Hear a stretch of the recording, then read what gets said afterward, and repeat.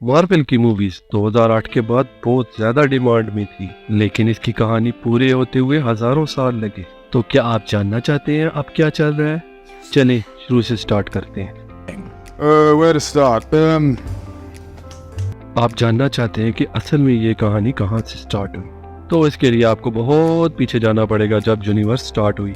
Universe बनने से पहले नहीं, बल्कि 6 सिंगुलैरिटीज की क्रिएशन से पहले, जिनकी वजह से एक धमाका हुआ और यूनिवर्स मार्दे वजूद में आई।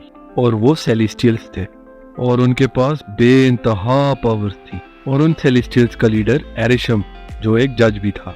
और उसे देखने के बाद इस बात का अंदाजा होता है कि यूनिवर्स को कंट्रोल करने के लिए उसे भी किसी न किसी की मदद चाहिए होती। सबसे पहला सेलेस्टियल प्लैनेट्स को मार्दे वजूद में लाता है, और उन प्लैनेट्स पे गार्ड्स एक ही दफ़ा पैदा होते हैं और वो किसी अहम मोड़ पे आके ख़त्म हो जाते हैं, और साथ ही दुनिया भी ख़त्म हो जाती है, और जिसके नतीजे में वहाँ नया सेलेस्टियल पैदा होता है। टेक्निकली सेलेस्टियल जो होते हैं वो डेविएंट मॉन्स्टर्स को बनाते हैं, जो तमाम प्लैनेट्स के छोटे शिकारियों को ख़त्म कर सकें, ताकि वो अच्छी लाइफ गुजार सकें और मल्टीप्लाई हो, मतलब ज़्यादा हो। लेकिन सेलेस्टियल्स की कैलकुलेशन गलत साबित हुई और डेविएंट ने अपना काम बहुत अच्छे से किया, और वो अपना मकसद छोड़कर इंसानों को ख़त्म करने पे तुले थे। और फिर सेलेस्टियल्स ने इटर्नल्स को बनाया और उन्हें तमाम प्लैनेट्स पर भेज दिया गया, ताकि वो डेविएंट को मार सके और ज़िंदगी बहाल हो सके। इटर्नल्स, जो कि हीरो के नाम से मशहूर थे, और वो सुपर हीरोज ना चाहते हुए भी ज़मीन को तबाही के लिए तैयार कर रहे थे, और इटर्नल्स की मेमोरी अरेज कर दी जाती थी ताकि वो मुख्तलिफ दुनियाओं में इस्तेमाल हो सके। और साथ ही यूनिवर्स में एक दिलचस्प वाक़या हो रहा था। 6 सिंगुलैरिटीज जिन्होंने ये सब कुछ बनाया, स्टोन्स बन जाते हैं। जी हाँ, इन्फिनिटी स्टोन्स, जो टाइम, स्पेस, स्पीड और बहुत सारी चीज़ों को कंट्रोल करने की ताकत रखते थे। और उन स्टोन्स को यूनिवर्स में बखेर दिया गया, और इधर उधर भटकने के बाद एक गुलाबी रंग के साइकोपैथ की आमद होती है, जिन्हें इस्तेमाल करके वो आधी यूनिवर्स ख़त्म कर देता है। और ये बात करोड़ों साल पहले हुई थी, लेकिन तब और भी बहुत सारे वाक़यात हुए थे। ईगो, एक नया प्लैनेट मार्स से वजूद में आया, और वो वहाँ हज़ारों दुनिया बनाने के चक्रों में था, और साथ ही वो खुद को सेलेस्टियल बनाना चाहता था, और वो खुद को गॉड समझ बैठा था। लेकिन आखिर में उसकी खुदगर्जी उसको ले डूबती है, और उसका एक ही बेटा होता है जिसका नाम पीटर होता है। और पीटर को अपने डैड के साथ कुछ इश्यूज थे। Well, of course I have issues. That's my freaking father.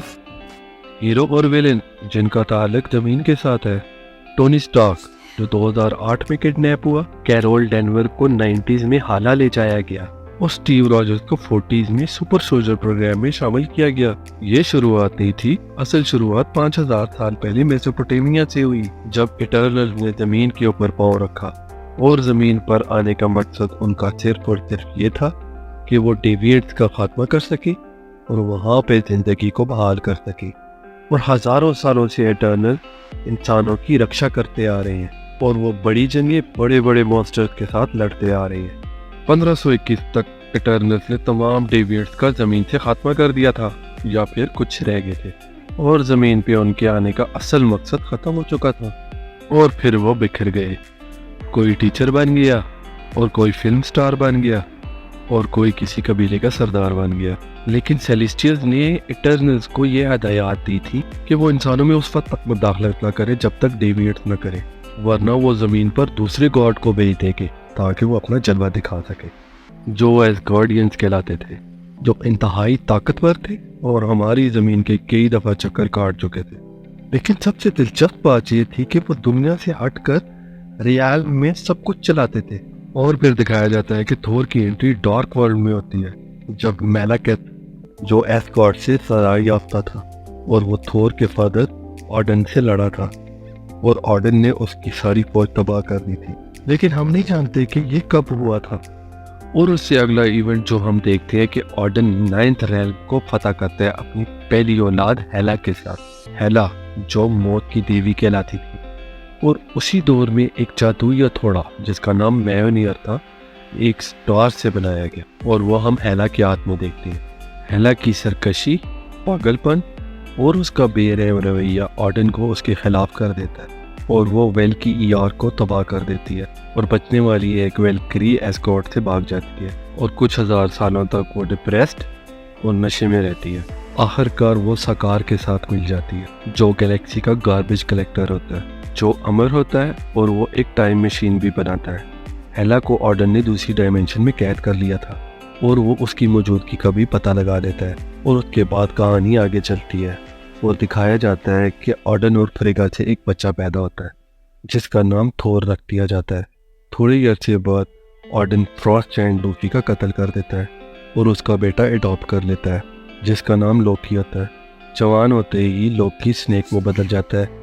उसे पता है कि थोर को सांप पसंद है और वो उसे काटने की कोशिश करता है। और दूसरी यूनिवर्स में वो इसमें कामयाब हो जाता है। मौजूदा दिन से करोड़ों साल पहले एक मेटेओराइट जो सुपर मेटल वाइब्रेनियम से बना था ज़मीन के साथ टकराता है, जिसकी वजह से इर्द गिर्द काफ़ी नुकसान होता है।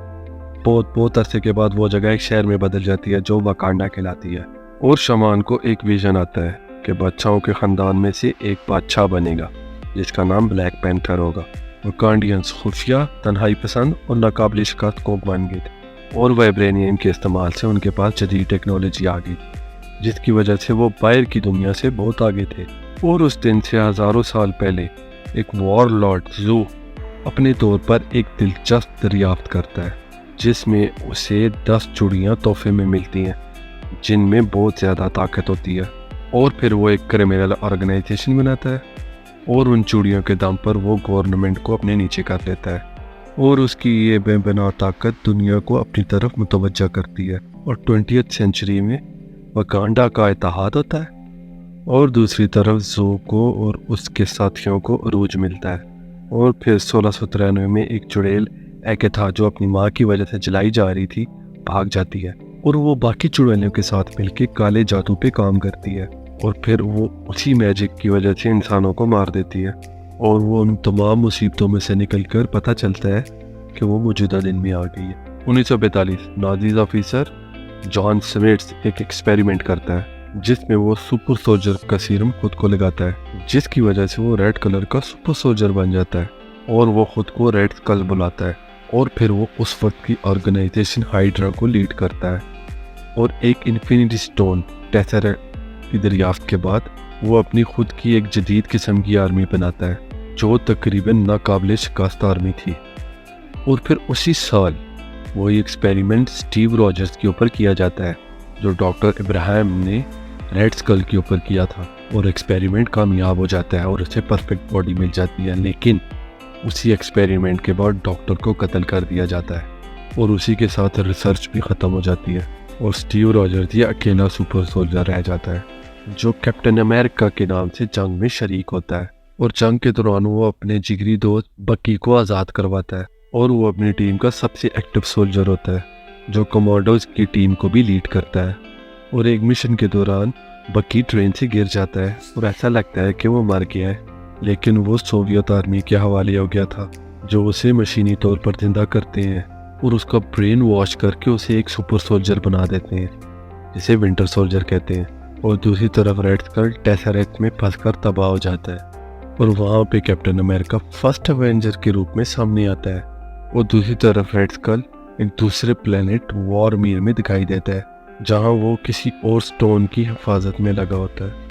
और इस स्टीव जेट को आर्कटिक में तबाह कर देता है ताकि शहर को बचाया जा सके और सबको ऐसा लगता है कि वो भी मर गया है, लेकिन तकरीबन 66 साल के बाद वो फिर जिंदा हो जाता है।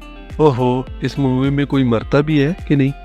और फिर 1945 और 1995 के दरमियान खामोशी सी छाई रहती है, मतलब कि कोई हीरोपंती छंती नहीं होती।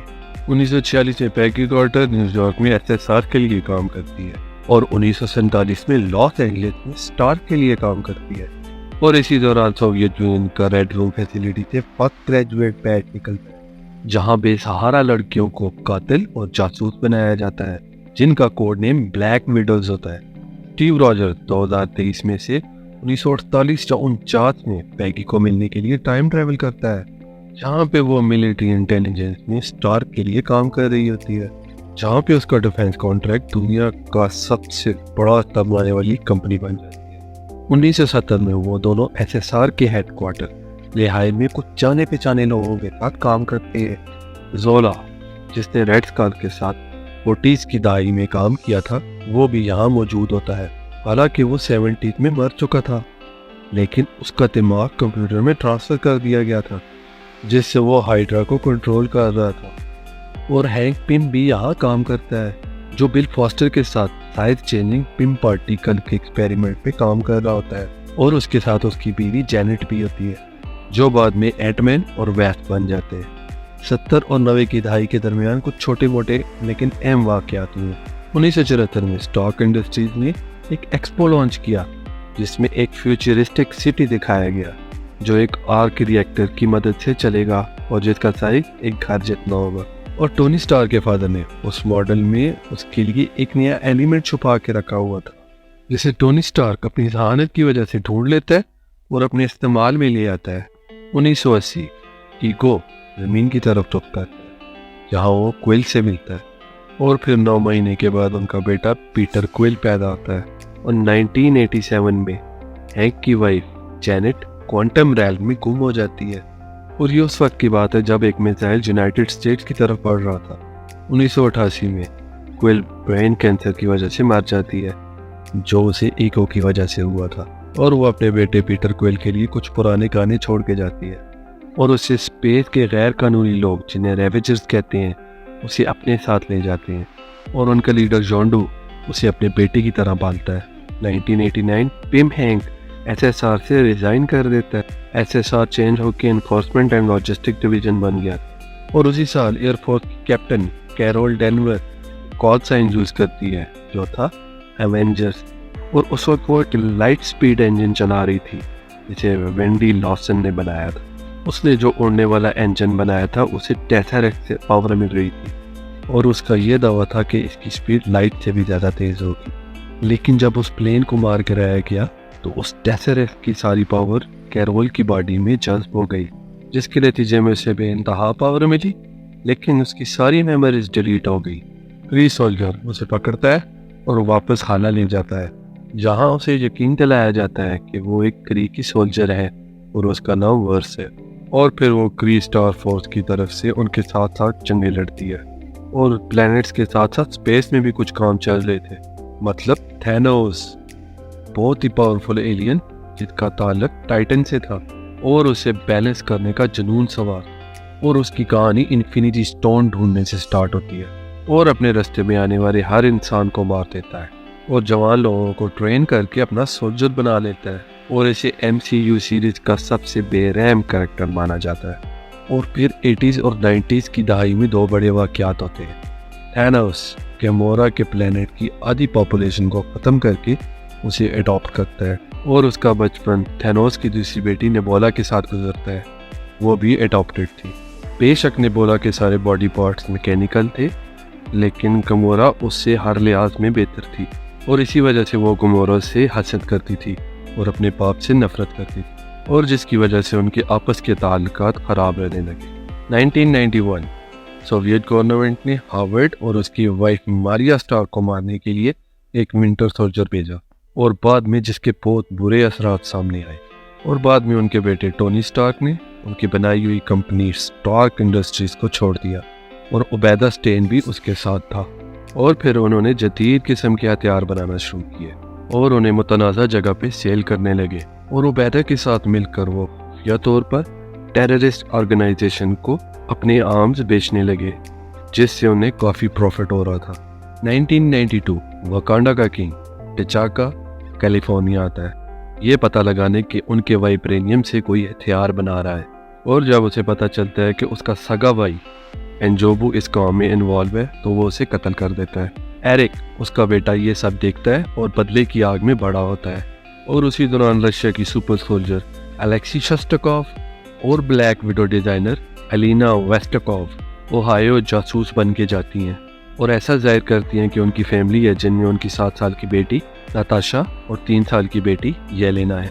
जब एलेक्सी और मेलेना शील्ड को चुराने के लिए काम कर रही होती हैं, जो एक माइंड कंट्रोल प्रोग्राम था, तो नाताशा और येलेना अपने बचपन की नॉर्मल जिंदगी गुजारते हैं।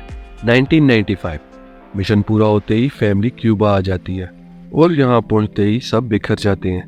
लेकिन नाताशा और येलेना रेड रूम वापस चली जाती हैं, जहाँ पे उनकी ब्लैक विडो ट्रेनिंग और तशद्दुद के इम्तहानात होते हैं। उसी साल कैरोल डनवर डीप स्पेस से जमीन पे आती है और वो स्क्रल से भाग रही होती है और यहाँ वो शील्ड के एजेंट्स निक फ्यूरी और फिल कोल्सन से मिलती है और उन्हें कहती है कि हमें मिलकर स्क्रल्स को जमीन पे आने से रोकना होगा। लेकिन स्क्रल्स बुरे तो नहीं थे, उनमें बुरा सिर्फ क्री होता है, जो रॉग और रोनन दे एक यूजर के साथ मिलकर इन्फिनिटी स्टोन की तलाश में थे ताकि कोई भी जंग आसानी से जीती जा सके। कैरोल, जिसे कैप्टन मार्वल का नाम दिया गया, उनके पास आती है और स्क्रल्स को उनसे छुड़ाती है और इसी दौरान एक एलियन कैट निक फ्यूरी की आंख जख्मी कर देती है, जिससे वो एक आंख से अंधा हो जाता है और फिर तमाम सीरीज में उसकी आंख पर एक फैशनेबल पट्टी होती है। कैरोल डीप स्पेस में जाने से पहले फ्यूरी को एक पेजर देती है कि अगर कोई संगीन मसला हो तो मुझे बता देना, और कैरोल से मुतासर होने के बाद फ्यूरी जमीन पर अवेंजर्स की टीम बनाने की बुनियाद और ऐसी टीम बनाई जाएगी जिसमें सारे सुपर हीरोज होंगे जो एलियंस की दखलंदाजी को रोक सकेंगे। 1996 वेनमो पूरी दुनिया को फतह करने के लिए एक सीक्रेट मिशन चलाता है और इसी दौरान वो एक पुरस्कार जगह टालू में जाता है और वहाँ जंगल में वो एक लड़की से मिलता है जिससे उसे प्यार हो जाता है और वो लड़की जिसका नाम ली था वो उस गांव का रखवाला थी और शादी के बाद उनके 2 बच्चे होते हैं, शेंग चाय और जाया लेंग।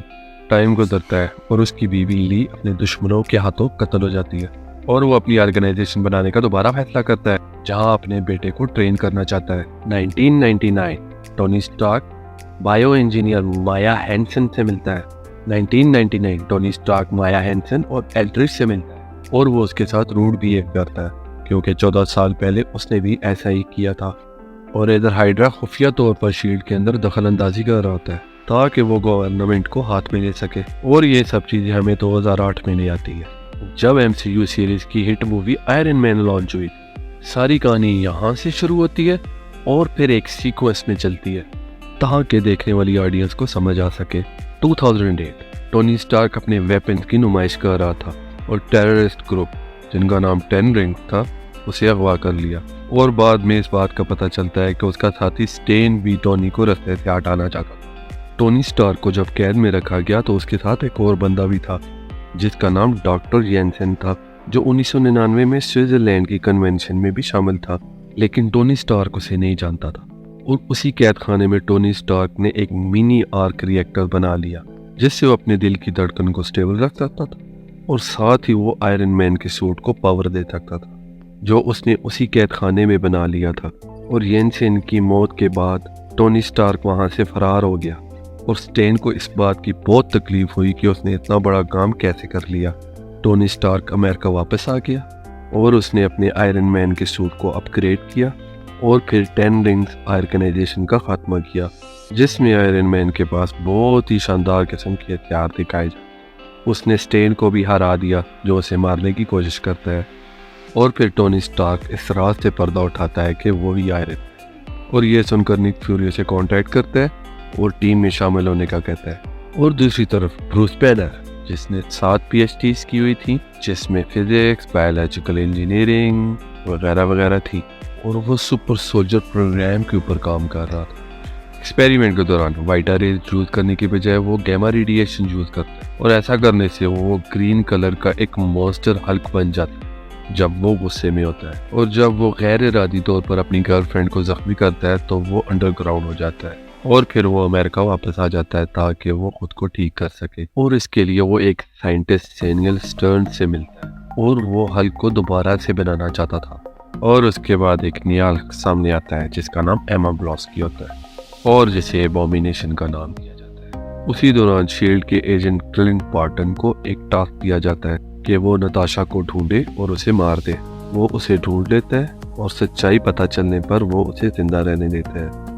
नताशा को उसके रह मुकरम पर छोड़ दिया जाता है। फिर वो सबसे पहले रेड रूम के चलाने वाले जनरल ड्रैकऑफ को मारती है और फिर नताशा और क्लिंट मिलकर रेड रूम की बिल्डिंग को बॉम्ब से उड़ाते हैं। लेकिन जनरल ड्रैकऑफ की छोटी बेटी एंटोनिया उस ब्लास्ट में मारी जाती है जिसकी वजह से नताशा बहुत डिस्टर्ब हो जाती है। लेकिन इसके बावजूद नताशा शील्ड के लिए काम करना शुरू कर देती है। टोनी स्टार्क अपनी आइडेंटिटी रिवील करने के 6 महीने गुजर जाने के बाद उसे कांग्रेस के सामने एतराफ़ करने के लिए बुलाया जाता है। वो एक आम शहरी है और उसने एक ऐसा सूट बनाया है जो टैंक को आराम से तबाह कर सकता है। और उसके बाद जस्टिन हैमर को भी सूट बनाने की इजाज़त मिल जाती है। टोनी स्टार्क आयरन मैन का एक प्रोटोटाइप अपने एक दोस्त कर्नल जेम्स को देता है। हैमर एक रशियन साइंटिस्ट आयोइन के साथ काम करता है जो उसे रिवर्स इंजीनियरिंग से ड्रोन की आर्मी बना के देता है। उधर टोनी स्टार्क की न्यू पर्सनल असिस्टेंट आती है और पता चलता है कि वो शील्ड की एजेंट और रेड रूम की हरीफ नताशा है। टोनी स्टार्क और कर्नल जेम्स अपने तरीके से लड़ाई लड़ते हैं और जीत जाते हैं।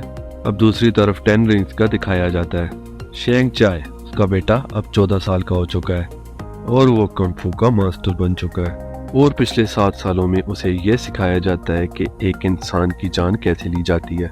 अब वो अपनी माँ का बदला लेने के लिए तैयार होता है। वो अपना मिशन कंप्लीट करता है लेकिन सदमे में चला जाता है और वो अपने फादर की तरफ वापस नहीं आता।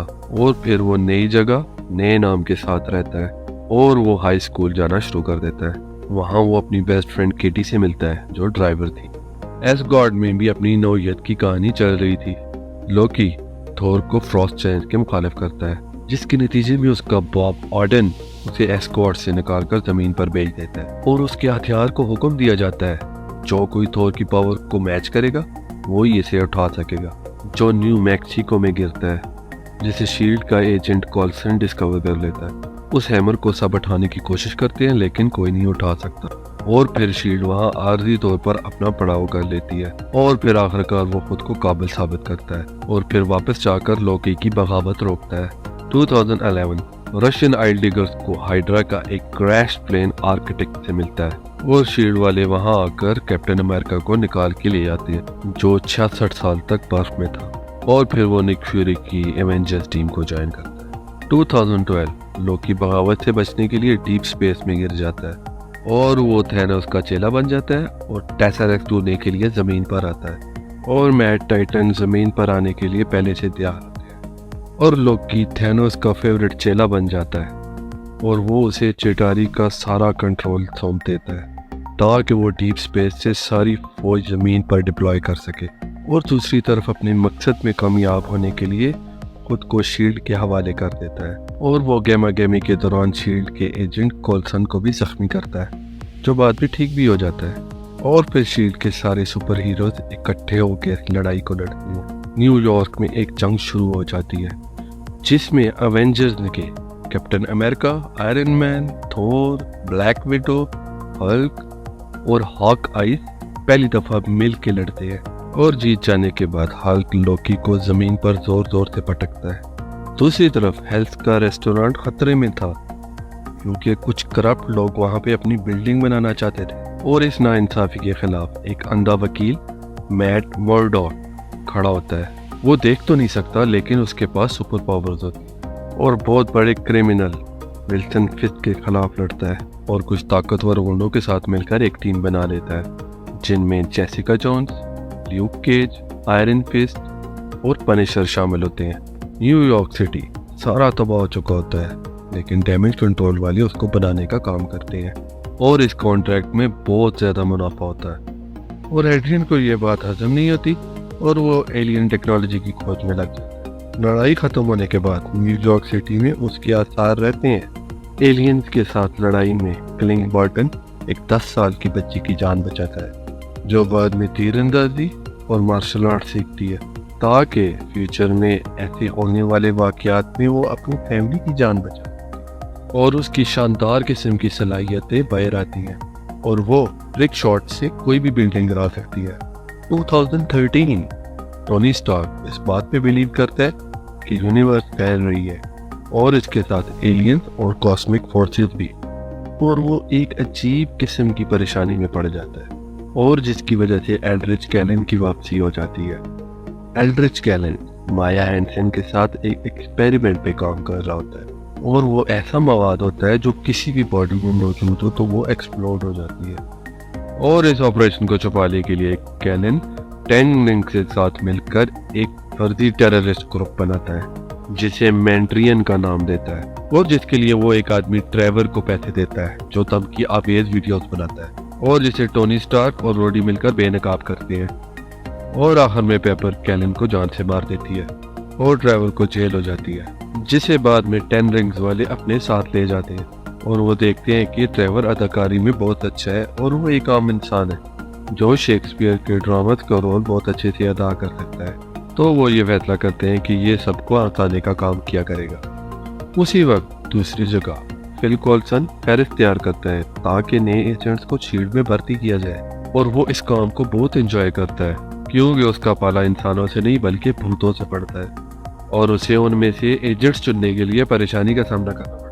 और फिर मेलाकेट की वापसी होती है और उसकी थोर के साथ जबरदस्त किस्म की लड़ाई होती है और इसके क्लाइमेक्स में लोकी मर जाता है जो दर हकीकत नहीं मरता, जो बाद में ऑर्डन बनकर एस्गार्ड के ऊपर हुकूमत करता है और वहाँ उल्टे सीधे काम करता है। 2014 हाइड्रा गवर्नमेंट की जड़ों तक धस चुका होता है, जिसका पता कैप्टन अमेरिका और ब्लैक विडो लगाते हैं और इस बात का भी पता लगाते हैं कि विंटर सोल्जर असल में बकी है जिसकी ब्रेन वॉशिंग की गई है।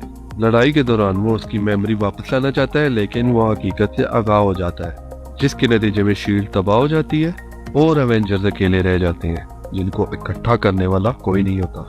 ब्रूस और टोनी स्टार्क फैसला करते हैं कि एक आर्टिफिशियल इंटेलिजेंस बनाई जाए जो पूरी दुनिया को कंट्रोल कर सके और प्रोटेक्ट कर सके। बदकिस्मती से वो प्लान उल्टा हो जाता है। वो एक नस्लकश रोबोट को जन्म देते हैं जिसका नाम अल्ट्रॉन होता है, जो पलक झपकते ही शहर तबाह कर देता है और एक कंट्री स्कोविया को उठाकर हवा में ले जाता है। ब्रूस, टोनी और माइंड स्टोन मिलकर उसका मुकाबला करते हैं। जार्विस और माइंड स्टोन मिलकर एक एआई बनाते हैं जिसका नाम विजन होता है। स्कारलेट विच और क्विक सिल्वर भी उनकी टीम ज्वाइन करते हैं। क्विक सिल्वर बिजली की रफ्तार से भी तेज होता है और वो पलक झपकते ही एक जगह से दूसरी जगह जा सकता है। स्कोविया की डिस्ट्रक्शन के दौरान हेलमेट ज़ीमो का परिवार भी मारा जाता है, जिसके बाद उसका एक ही मकसद रह जाता है कि बदला लेना है और लड़ाई के फौरन बाद हल्क क्विंट का जेट स्पेस में तबाह कर देता है और सकार प्लेनेट पर लैंडिंग करता है। दूसरी जगह पीटर क्विल एक मिशन पे होता है जो कि एक बहुत कीमती ऑर्ब चुराना था, जिसके बारे में उसे पता नहीं होता कि ये इन्फिनिटी स्टोन है, जिसकी वजह से रोनिन और एक्यूजर की नज़र उस पर पड़ जाती है जो पिछले 20 साल से इस स्टोन की तलाश में थे, और थैनोस जो गमोरा को स्टोन के लिए उसके पीछे भेजता है। और आखिर में क्विल और गमोरा ड्रैक की तरफ भागते हैं जिसकी फैमिली थैनोस की वजह से मारी गई थी।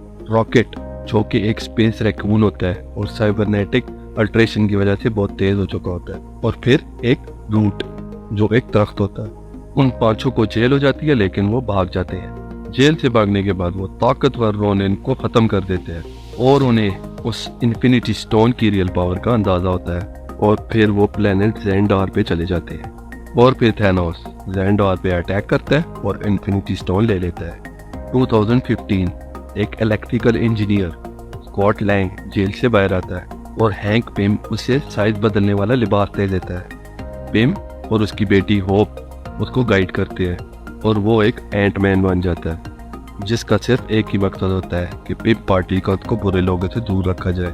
उसी दौरान दुनिया में किसी और जगह एक बच्चा जिसका नाम पीटर पार्कर होता है उसे एक रेडियो एक्टिव स्पाइडर काट लेता है, जिसके नतीजे में वो एक मशहूर और ताकतवर स्पाइडरमैन बन जाता है। एक चोरी रोकने के दौरान उसका अंकल बेन मारा जाता है और इसी तरह स्पाइडरमैन शहर के छोटे मोटे क्रिमिनल्स को पकड़ता है। उसके अगले साल हेलमेट ज़ेमोस को दिखाया जाता है जिसका प्लान अवेंजर्स को तबाह करना होता है और बाकी दुनिया स्कोविया की तबाही का जिम्मेदार अवेंजर्स को ठहराती है।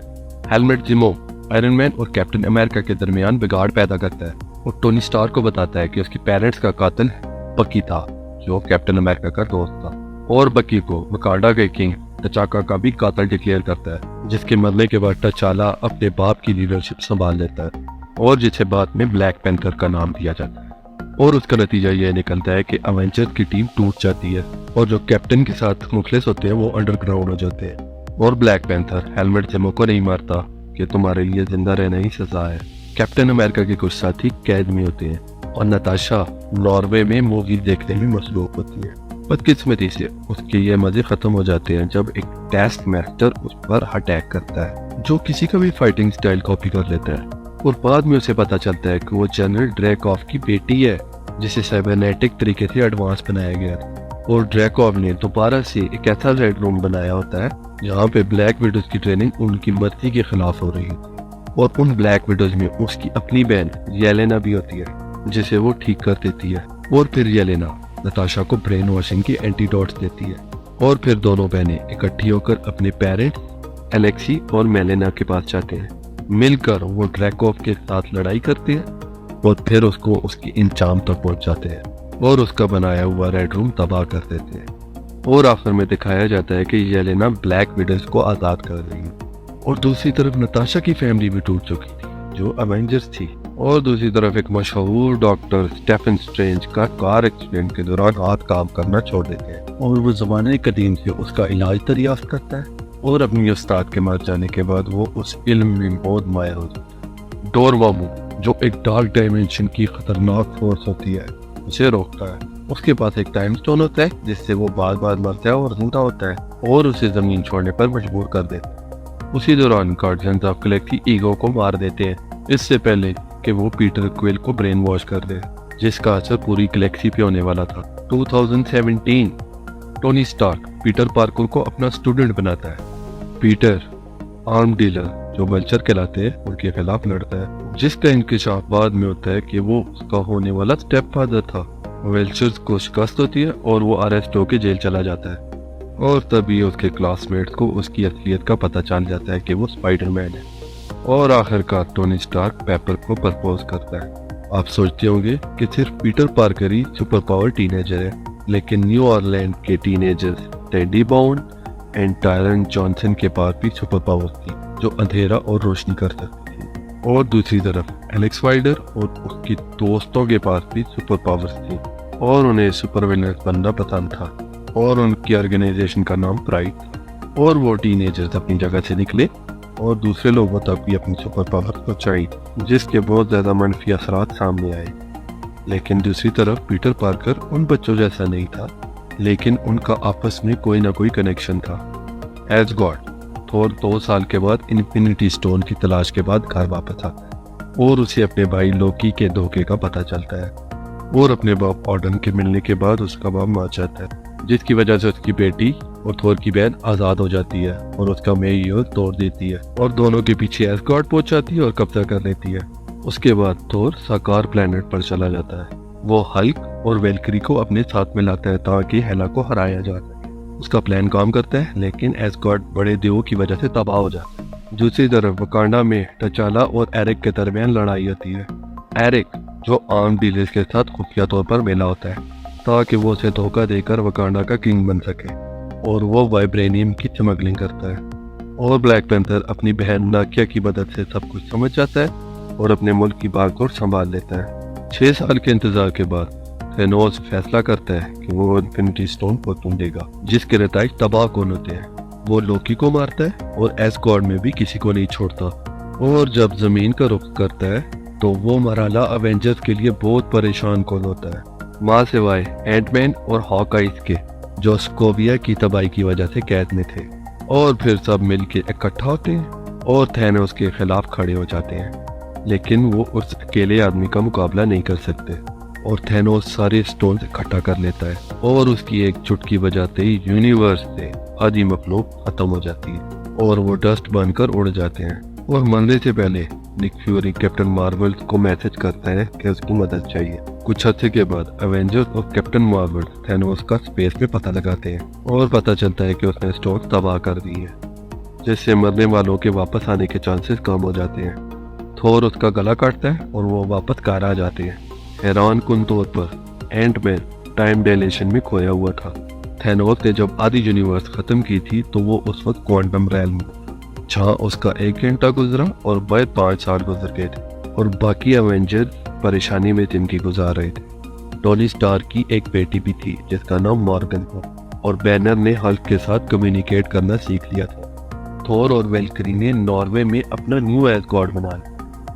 हॉकाइज की सारी फैमिली भी थेनोस ने खत्म कर दी थी, जिसकी वजह से वो विलेन बन गया और अपने न्यू हेयर स्टाइल के साथ उसने अपना नाम मर्सीलेस रॉनिन रखा, जो क्रिमिनल्स का शिकार करता था और उन्हें जान से मार देता। और उसकी मुलाकात विलियम लोपेज से हुई, जो एक शानदार फाइटर का बाप था, और अपने बाप को मरता देखकर माया ने रॉनिन से बदला लेने का फैसला किया। और फिर दूसरी तरफ दिखाया जाता है कि क्वांटम रैम से एंटमैन बाहर आता है और फिर बाकी के अवेंजर्स को एहसास होता है कि टाइम ट्रेवल पॉसिबल है, और फिर टोनी स्टार्क और स्मार्ट हल्क मिलकर एक टाइम मशीन बनाते हैं जिसमें वो 1970 से लेकर 2014 की टाइमलाइन को कवर करते हैं। और उनका एक ही मकसद होता है कि इन्फिनिटी स्टोन्स को इकट्ठा करना है, और थोर को उसका मेयोनियर भी मिल जाता है। और टाइम मशीन से थैनोस 2014 से 2023 में आ जाता है और तबाही फैलाता है। लकीली हल्क इन्फिनिटी स्टोन्स को पहनकर सबको वापस लाने की विश करता है, और एक बार फिर MCU के सारे हीरोज थैनोस के मुकाबले में खड़े होते हैं, और वो ये लड़ाई आयरन मैन की वजह से जीत जाते हैं, लेकिन वो मारा जाता है और स्टीव रॉजर्स खुद को माजी में ले जाता है ताकि वो अपनी बाकी जिंदगी पैगी कार्टर के साथ गुजार सके। और बूढ़ा हो जाने के बाद वो अपनी शील्ड सैम विल्सन को दे देता है और उसे न्यू कैप्टन अमेरिका कह के बुलाता है। कहानी से हटकर लोकी अवेंजर्स की टीम से भाग जाता है और टेसरेक्ट की मदद से टेलीपोर्ट होकर गोबी डेजर्ट में पहुंच जाता है, जहां पर वो अपना शानदार मकसद पूरा करने के लिए फिर से शुरुआत करता है, जो मकसद दुनिया पे राज करना था। और टाइम पुलिस फोर्स जो TVA कहलाती है वो उसे अरेस्ट करके ले जाती है और उस टाइमलाइन को डिस्ट्रॉय कर देती है जहाँ से उसे लाया गया था। लोकी मोबियस को दोस्त बना लेता है जो TVA का एक हमदर्द एजेंट होता है, जो ट्रिक्स्टर गार्ड को एजेंसी में भर्ती कर लेता है ताकि वो उनकी मदद कर सके, जो लोकी का वेरिएंट होता है। और वो वेरिएंट एक लड़की होती है जिसका नाम सेल्विया, जो मल्टीवर्स को रीस्टार्ट कर देती है और उस पे से अपनी मर्जी से नई टाइमलाइंस निकाल लेती है। लोकी और सेल्वी अब मिलकर काम करते हैं और पता लगाते हैं कि TVA एजेंट्स ने अपनी मर्जी से टाइमलाइन क्रिएट की हुई थी और उन कुछ एजेंट का एक खुफिया लीडर था। सेल्विया उसे ये सब करने से रोकती है, लेकिन उसके मना करने पर उसे जान से मार देती है। उसके मरने के बाद मल्टीवर्स को चलाने वाला और कोई नहीं होता, और जिसकी वजह से हकीकत पर मबनी टाइमलाइन तबाह हो जाती और ख्वाबों ख्यालों वाली जिंदगी इंटरेस्टिंग होती। वॉयर द वॉचर रियलिटी वाली टाइमलाइन को संभालता है, जिसमें पैगी कार्टर को सुपर सोल्जर सीरम मिलता है, डॉक्टर स्ट्रेंज यूनिवर्स को तबाह करता है और थोर की एंट्री होती है। अल्ट्रॉन वॉयर द वॉचर को हल्क काम करने पर मजबूर करता है और धमकी देता है कि वो मल्टीवर्स के तमाम सेंटिनेल्स को मार देगा, और वॉयर द वॉचर उसको वही दिखाता है जो वो करना चाहता है, लेकिन हकीकत ऐसे नहीं होती। दूसरी तरफ हल्क जब इन्फिनिटी स्टोन पहनकर विश मांगता है तो उसका असर मल्टीवर्स के साथ साथ जमीन पर भी होता है, जैसे येलेना और मोनिका जैसे लोग वजूद में वापस आ जाते हैं, लेकिन उन्हें मालूम करने के लिए 5 साल गुजर जाते हैं कि उनके प्यारे जा चुके हैं। वो अपनी जिंदगी मुश्किल से गुजारते हैं क्योंकि हजारों लोग घरों में होते और करोड़ों लोग मर चुके थे। और फिर वो थोड़े लोग एक नेटवर्क बनाते हैं और वो नेटवर्क इमिग्रेंट्स को बाहर निकालते हैं, क्योंकि उन इमिग्रेंट्स की वजह से पॉपुलेशन एकदम से इंक्रीज हो गई थी और उनका ख्याल था कि आधी दुनिया खत्म होने के बाद बाकियों की जिंदगी अच्छी होगी। अनार्किस्ट एक टेररिस्ट ग्रुप बनाती है और उनका एक ही मकसद होता है कि वन वर्ल्ड विजन बनाया जाए। इस तरह वो सैम विल्सन की नजर में आ जाती है, जो स्टीव रॉजर के कहने पर न्यू कैप्टन अमेरिका बनने से इनकार कर देता है। और जब वो बकी के साथ काम करता है तो उसे पता चलता है कि जॉन वॉकर जैसे लोग स्टीव रॉजर की जिंदगी को दावदार कर रहे हैं, तो वो कैप्टन अमेरिका की शील्ड उठाकर टेररिस्ट ग्रुप को रोकता है। अचानक से सेंटिनेल की लाइफ जमीन पर ज्यादा हो जाती है, जो इस बात का खतरा थी कि न्यू सेलेस्टियल पैदा होगा तो सारा प्लेनेट तबाह हो जाएगा। और ये बात डेविड को पता चलती है और फिर वो इटर्नल्स को इकट्ठा करते हैं, और उनमें से कुछ ऐसे रह गए होते हैं जिनमें इंसानियत बाकी होती है और वो जमीन को बचाना चाहते हैं।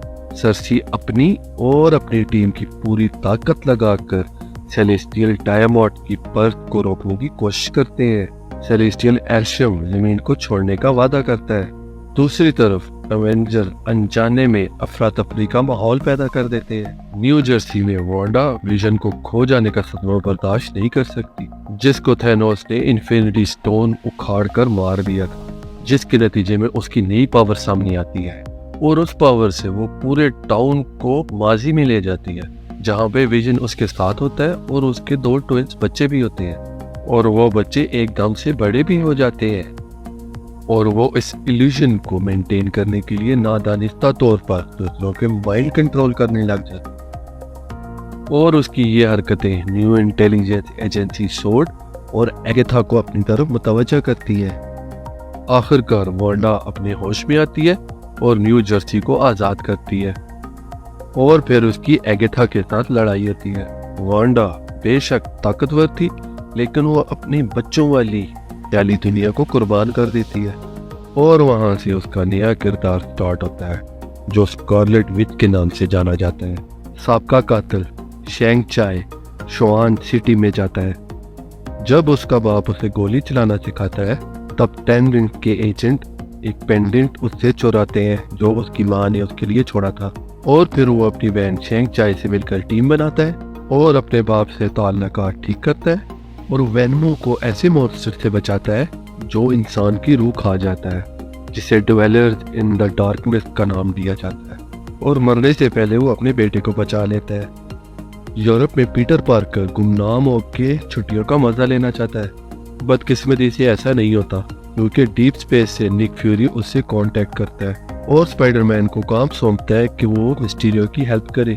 मिस्टीरियो जो दूसरे यूनिवर्स से होने का दावा करता है और जमीन पर वो उन्हें एलिमेंटल से बचाने के लिए आया होता है, लेकिन ये सब झूठ होता है। मिस्टीरियो असल में क्विंटन होता है जो टोनी स्टार्क की कंपनी से निकाला गया होता है और वो स्पाइडरमैन को कन्विंस करता है कि वो आयरन मैन की ग्लासेस उसको दे दे जो कि हाईली वेपनाइज्ड होती हैं।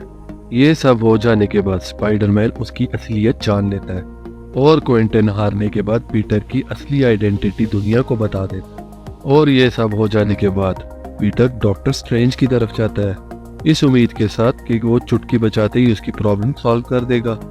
और डॉक्टर स्ट्रेंज एक मंत्र पढ़ता है जिससे दुनिया भूल जाएगी कि पीटर स्पाइडरमैन है, लेकिन पीटर पार्कर के आर्गुमेंट्स मंत्र में गड़बड़ क्रिएट कर देती है जिसकी वजह से मल्टीवर्स में दरारें पड़ जाती हैं और स्पाइडरमैन को जानने वाले मल्टीवर्स टाइमलाइन के तमाम लोग, जिसमें सैंडमैन, डॉक्टर ऑक्टोपस, लिजर्ड और इलेक्ट्रो जैसे लोग उसकी टाइमलाइन में आ जाते हैं। और सबसे खतरनाक ग्रीन गॉब्लिन भी आ जाता है जिसने पीटर पार्कर की आंटी को मारा था और इन सब से लड़ने के लिए उसे गैर मुतवक्के मदद मिलती है और मल्टीवर्स में से 2 और स्पाइडरमैन एंड्रयू ग्रिफिन और टोबी मैगवायर आ जाते हैं और वो तीनों इकट्ठे मिलकर लड़ते और सबकी बैंड बजाते हैं और मल्टीवर्स मुसलसल टूट रहा होता है और इसका जिम्मेदार पीटर होता है और वो डॉक्टर स्ट्रेंज से कहता है कि सारी दुनिया भूल जाए कि मैं स्पाइडरमैन हूँ, जिसकी वजह से उसके दोस्त और हीरोज के साथ उसके ताल्लुकात खत्म हो जाते हैं। बहरहाल छुट्टियों के दौरान सारे हीरोज अकेले नहीं होते। 22 साल की केट न्यूयॉर्क की अंडरवर्ल्ड नीलामी को तबाह करती है और क्लिंट बार्टन का रोनिन का यूनिफॉर्म चुरा लेती है और ना चाहते हुए भी वो माफिया और क्रिमिनल्स की नजर में आ जाती है। लकीली हॉकाइज उसी शहर में होता है जो हीरोज की म्यूजिकल पार्टी अटेंड कर रहा होता है और वो केट को रोनिन के सूट समेत उस मुश्किल से निकालता है और क्लिंट केट पर नजर रखता है जो माया लोपेज, एको, येलेना और किंग पेन के मुखालिफ हो जाती है। क्लिंट के साथ एक होने पर वो उसे बताती है कि वो किस मुश्किल दौर से गुजरी है और वो शूटिंग और एरोज फेंकने में बहुत अच्छी है और उसमें सारी खूबियां हॉकाइज वाली होती है। सारी दुनियाओं को एक न एक दिन खत्म होना है, लेकिन अब मार्वल सिनेमैटिक यूनिवर्स तेजी से फैल रही है जिनमें टीवी सीरियल्स, बच्चों के कार्टून और मूवीज वगैरह शामिल है और रोज बरोज नए हीरोज सामने आ रहे हैं। मार्वल स्टूडियोज वाले सोनी के साथ कोलैबोरेट कर रहे हैं और स्पाइडरमैन के तमाम कॉपीराइट सोनी वालों के पास है, जिसका मतलब साफ जाहिर है कि स्पाइडरमैन के और भी एपिसोड आने के चांसेस हैं। जिस तरह वेनम के बाद मून नाइट आया, शी-हल्क आई और एको के बाद स्क्रल्स की एंट्री हुई और इसके बाद फैंस के लिए डेन वाइटमैन के एडवेंचर्स भी आना बाकी हैं। जिस तरह एटमैन के बाद वैस्प की सीरीज स्टार्ट हुई और जेन फॉस्टर थोर का म्योनियर जोड़ने में कामयाब रही और मार्वल के फैन मुस्तकबिल में फैंटास्टिक फोर, एक्समैन और बहुत नए आने वाले हीरोज के लिए मुंतज़िर रहे।